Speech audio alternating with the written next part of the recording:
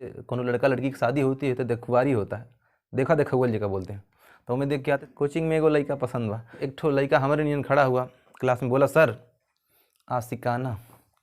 वो बता रही है कि भतार मोर टेम्पू के ड्राइवर, ठीक है। अच्छा, दूसरी लाइन में वो कह रही है कि झटका मारे सखी, इसको मतलब लड़का ही दूल्हा बनेगा, लड़की दूल्हा नहीं बनेगी। चलिए गाइस, जैसा कि आजकल मैं सिंथेसिस भी पढ़ा रहा हूँ उधर 12th क्लास के लिए, और अन्य क्लासेस के लिए मैं पार्ट्स ऑफ स्पीच भी चला रहा हूँ, ठीक है।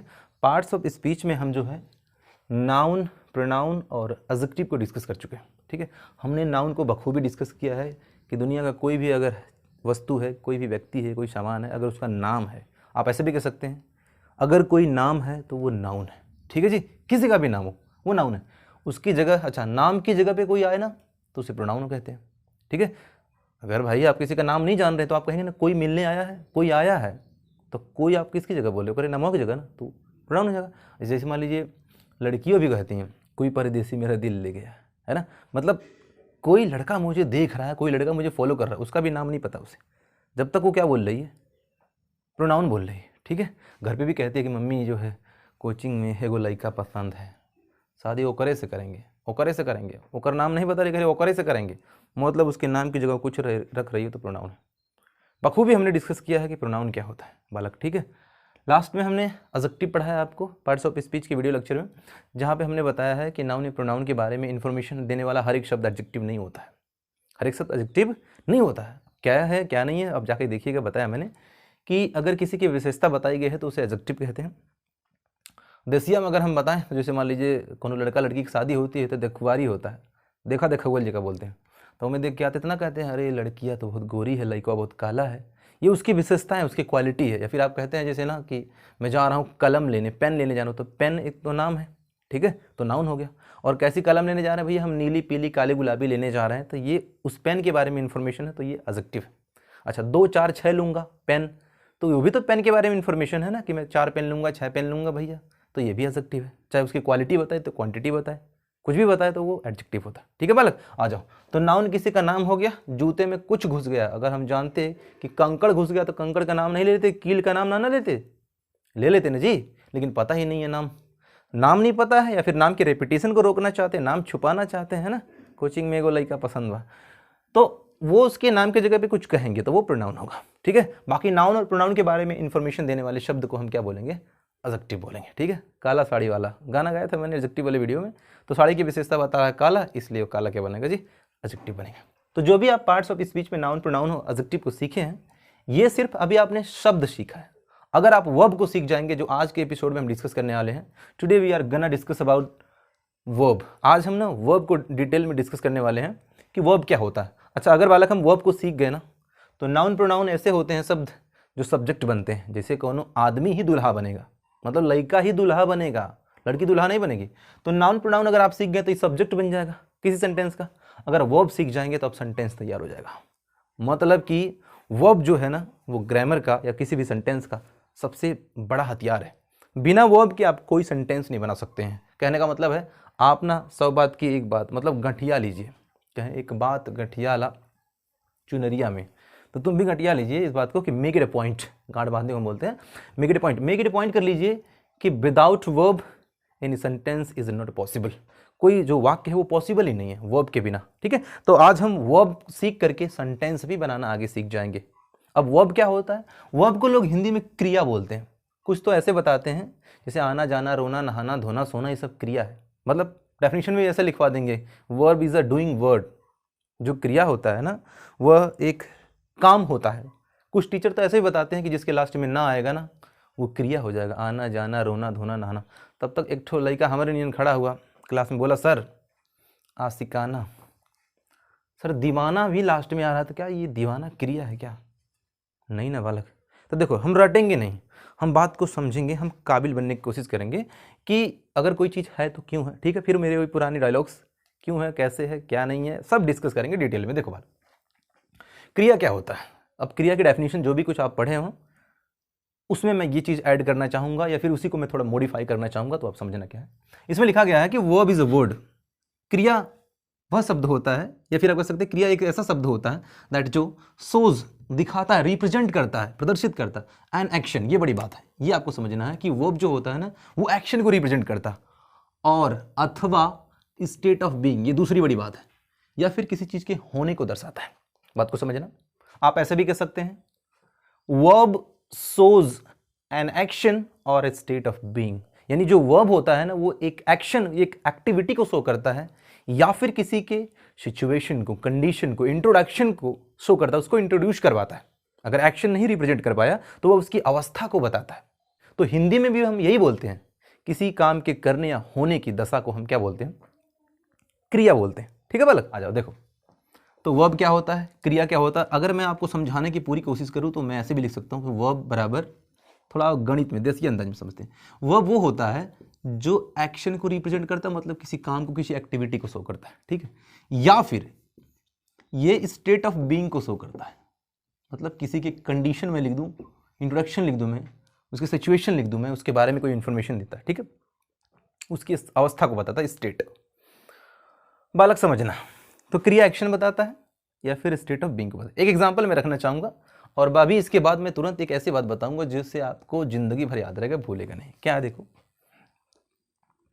जैसे मान लो अगर मैं कहूं कि I teach English, I teach English, थोड़ा समझना बालक, इसमें टीच क्या है?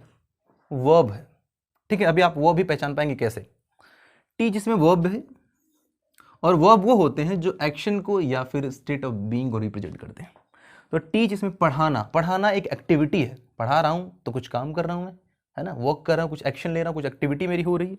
तो इसमें जो टीच पढ़ाना है आप सभी लोग जानते होंगे, ये एक्शन है, ये एक्शन को रिप्रेजेंट कर रहा है। अगर मैं बोलूं कि आई एम अ टीचर,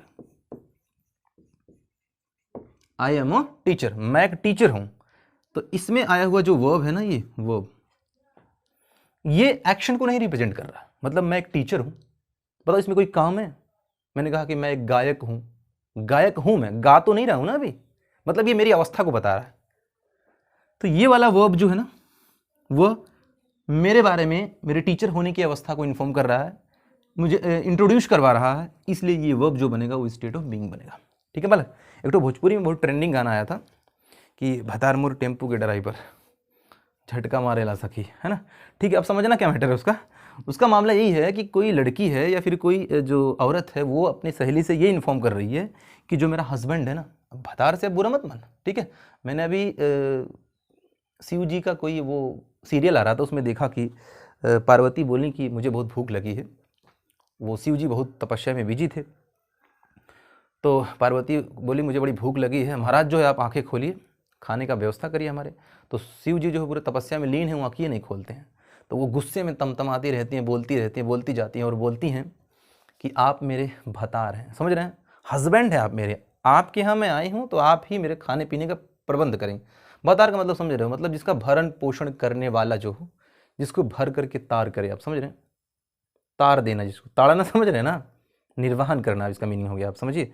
तो भतार का मीनिंग हस्बैंड हुआ, गलत वे में नहीं ले जाइए। देखिए हर शब्द का दो मीनिंग होता है, अब दो जगह पे लेके जाएंगे तो फिर गड़बड़ हो जाएगा। ठीक है, उसमें जो औरत है ना वो इन्फॉर्म कर रही है अपने हस्बैंड के बारे में कि my husband is an auto driver, मेरा जो पति है, थोड़ा ओरली समझने की कोशिश करिए आप, कि जो मेरा पति है ना वो ऑटो ड्राइवर है। वो बता रही है कि भतार मोर टेम्पू के ड्राइवर। ठीक है, अच्छा दूसरी लाइन में वो कह रही है कि झटका मारे सखी, इसको भी आप उल्टा मत लेके जाइएगा। ठीक है, ऑटो में जब जाते हैं आप, ब्रेकर जब जंप करता है तो झटका लगता है कि नहीं लगता? वैसे आप भी मान लीजिए कोनो को बाइकिए बैठाए हो, लेके जा रहे हो, ब्रेकर ब्रेक मार दिए या कुदाइए दिए तो झटका लगा ना जी, तो वो झटका को ले लीजिए आप। ठीक है, तो झटका मारे सके, इस वाले वाक्य में अगर आप ये गाना याद कर ले गए कि भतार मोर टेम्पू के ड्राइवर, झटका मारे ला सके, इस वाले में आपको स्टेट ऑफ बीइंग भी नजर आ जाएगा, जो उस हस्बैंड के बारे में इंफॉर्मेशन दी गई है उसमें। और दूसरी बात है कि जो झटका मारने के लिए बात की गई वो एक्शन है।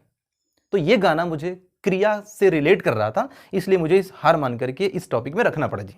ठीक है, तो अभी वर्ब आप समझ गए होंगे कि वर्ब वो होता है जो किसी के कुछ होने को भी बताता है, जो झटका मारने को भी बताता है। गेटिंग माय पॉइंट, समझ पा रहे हैं?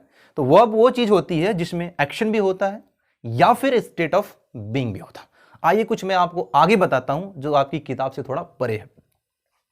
बालक परे ये बात ही हो गई ना कि यहां पे देखिए समझिए, वर्ब वो चीज होता है, यहां पे समझना, ये बात आपको ढूंढे से नहीं मिलेगी, थोड़ा मेहनत करना पड़ेगा। देखो वो होते हैं जिनकी 3 फॉर्म्स होती हैं, 3 फॉर्म्स।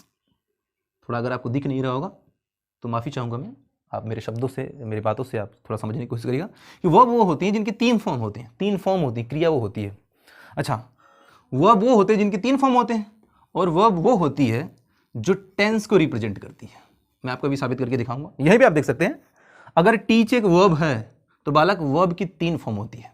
अगर कोई कहे आई वर्ब है तो बताइए आई का 3 फॉर्म चलेगा? नहीं चलेगा। बताइए इंग्लिश का 3 फॉर्म चलेगा? टीचर का चलेगा जी? नहीं चलेगा। इट मीन्स ये सारे के सारे शब्द जो है किसी भी पर्टिकुलर सेंटेंस में वर्ब नहीं है। यहाँ पे टीच का 3 फॉर्म चलेगा, टीच टॉट टॉट करके, ठीक है। गो का 3 फॉर्म चलेगा, गो वेंट गॉन करके। किसी में आ गया रोहन सोहन, माई यू ही सी, इसका नहीं चलेगा जी 3 फॉर्म। और देखिए इस एम का, अब यहाँ पे एक बड़ी बात जानकारी हो गई, इसका भी 3 फॉर्म चलता है बालक। आप नहीं जानते होंगे तो जानिए आप। बी की फॉर्म जो होती है ना, बी, अगर आप काबिल बालक है, समझदार हैं तो समझिएगा थोड़ा। बी जो होता है ना, बी, उसके अंदर जो है इज एम आर, आप कह सकते हैं कंक्लूड करके बी इज एम आर, ये B1 होता है। वाज वर ये V2 होता है, और बीन ये 3rd फॉर्म होता है, ठीक है। तो ये इज एम आर, बी जो होता है बी, बी ई और इज एम आर, ये वर्ब की 1st फॉर्म है, ठीक है। तो ये 3 फॉर्म चला ना इसका, इज एम आर बी ये 1st हो गया, वाज वर इसका 2nd हो गया, ठीक है। आगे आइए, तो 3 फॉर्म जिसका चलता है उसको हम क्या बोलते हैं? उसको हम वर्ब बोलते हैं, ठीक है।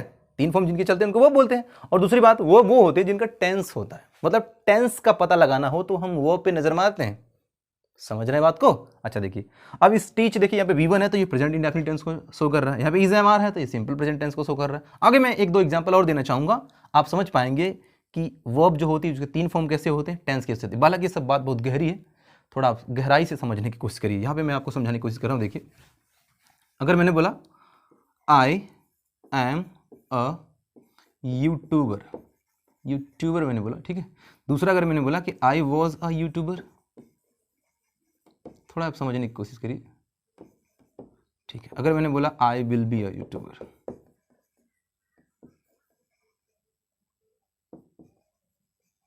देखिए अगर तीनों सेंटेंसेस में मैं वर्ब को गायब कर दूं, थोड़ा समझना, इसमें एम, इसमें वॉज और इसमें विल बी, इन तीनों सेंटेंस में आए हुए वर्ब को अगर मैं गायब कर दूं तो मैं दावा करता हूं आप इसका टेंस नहीं बता पाएंगे, आप इसमें टाइम को नहीं रिप्रेजेंट कर पाएंगे। देखिए इसमें I a YouTuber, I a YouTuber, I a YouTuber, बताएंगे पाएंगे आप पहले में मतलब कौन सा मतलब ये टेंस है, प्रेजेंट का ये रिप्रेजेंट कर रहा है, या पास्ट को ये शो कर रहा है, या फिर फ्यूचर को शो कर रहा है, कौन सा शो कर रहा है? सेकंड वाले में बता पाएंगे? नहीं बता पाएंगे। लेकिन बालक जैसे जो हमने इसमें मिटाया था आप रखेंगे तो आप फटाक से बता देंगे ये तो B1 है, इसका मतलब प्रेजेंट को रिप्रेजेंट कर रहा है। और जैसे ही मैं इसमें वॉज लिखूंगा आप तुरंत बता देंगे ये तो V2 है, ये तो पास्ट को रिप्रेजेंट कर रहा है। और जैसे मैं इसमें विल बी लिखूंगा आप तुरंत समझ जाएंगे ये तो फ्यूचर को रिप्रेजेंट कर रहा है। तो बालक जो वर्ब होते हैं ना वो टेंस को रिप्रेजेंट करते हैं, वो टाइम को शो करते हैं। टेंस और टाइम में क्या डिफरेंस है ये सब डिटेल में डिस्कस होगा जब समय आएगा तब, ठीक है। अभी आप समझते रहना, अभी जितनी भी बातें मैं बेसिक बता रहा हूँ इन सभी चीज़ों को लेकर के आप वो समझने की कोशिश करिए कि वर्ब क्या होता है। अच्छा, कैसे पहचान लेंगे हम वर्ब? किसी भी पर्टिकुलर सेंटेंस में अगर वर्ब को पहचानना तो आप देख लीजिए ऐसा कौन सा शब्द है जिसकी 3 फॉर्म चल रही है, ऐसा कौन सा शब्द है जो टेंस को रिप्रेजेंट कर रहा है, वही क्या होगा? वर्ब होगा। अच्छा, अगर वो वर्ब है तो उसमें 2 गुण और भी होंगे, वो एक्शन को या फिर स्टेट ऑफ बीइंग को रिप्रेजेंट कर रहा होगा। बात समझ रहे हैं ना? जैसे मतलब आई एम गोइंग, मैं जा रहा हूँ, तो गो इसमें एक्शन हो गया, जा रहा हूँ ना, मैं जा रहा हूँ, तुम आवाज़ दोगे क्या, है ना, मैं जा रहा हूँ तुम आवाज़ दोगे क्या, ठीक है, तुम आवाज़ दे दिए। अच्छा देखिए ये भी एक्शन हो गया, आवाज़ देना, जाना, ये सब एक्शन हो गया। अगर तुम आवाज़ नहीं दिए भैया तो तुम बेवफा हो, इट्स योर स्टेट, ये तुम्हारा क्या हो गया, अवस्था हो गई, तुम्हारी कंडीशन हो गया। तो सब बात की एक बात, मैं आज का सेशन जो वर्ब वाला है ये पे फिनिश करना चाहूँगा कि वर्ब की डेफिनेशन क्या होती है, वर्ब में क्वालिटी क्या होती है, उसके फंक्शन क्या होते हैं, उसको आइडेंटिफाई कैसे करेंगे आप। That's very pretty easy. तो गाइज आशा करता हूँ आपको बखूबी समझ में आया होगा। जो हमारा प्रयास है निरंतर आपको काबिल बनाने का, जैसे एग्जाम्पल दे करके चीज़ों को समझाने का, शायद वो सफल हो करके रहेगा। और मिलते हैं आपसे अगले एपिसोड में एक और जोरदार जहर वीडियो के साथ। वीडियो को देखने के लिए आपका प्रेम पूर्वक धन्यवाद। Thank you guys, bye.